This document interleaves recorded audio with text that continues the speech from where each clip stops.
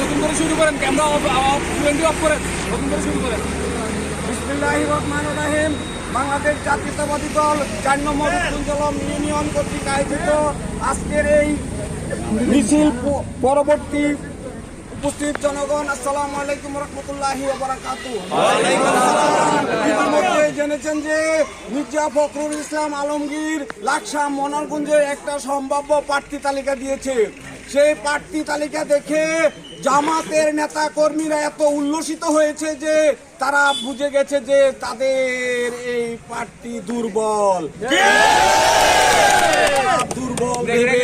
তাদের উল্লাস শুরু করে দিয়েছে, কিন্তু সেটা সঠিক নয়। কারণ মির্জা ফখরুল ইসলাম বলেছে এটা সম্ভাব্য প্রার্থী তালিকা, জনপ্রিয়তার ভিত্তিতে এই প্রার্থী তালিকা আমরা যে কোনো মুহূর্তে চেঞ্জ করতে পারবো।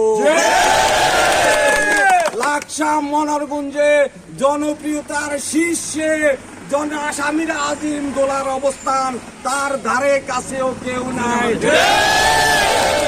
তারেক রহমানের প্রতি অনুরোধ করব, জনপ্রিয়তা দিতে লাকসাম মনোহরগঞ্জে বিএনপির নমিনেশন দিতে হবে। নমিনেশন আমাদের সামিরা আজিমকে, দোলা আজিমকে দেওয়া হয়, আমরা এই আসন তারেক রহমানকে উপহার দিব। সাথে সাথে আপনাদের প্রতি অনুরোধ থাকবে, তারা যে নমিনেশন পেয়ে গেছে এই রকম তারা বিভিন্ন জায়গায় বলছে, সত্যি কথা হলো দল থেকে এখন পর্যন্ত কাউকে চূড়ান্ত নমিনেশন দেওয়া হয় নাই। আমরা সবাই ঐক্যবদ্ধ থাকুন, ঐক্যবদ্ধ থেকে পক্ষে, সামিরা আজিমের পক্ষে আপনারা সবাই কাজ করুন। কারণ এই সামিরা আজিম আমাদের আজিম সাহেবের উত্তরসূরি। আজিম সাহেব যেভাবে রাজনীতি করেছেন,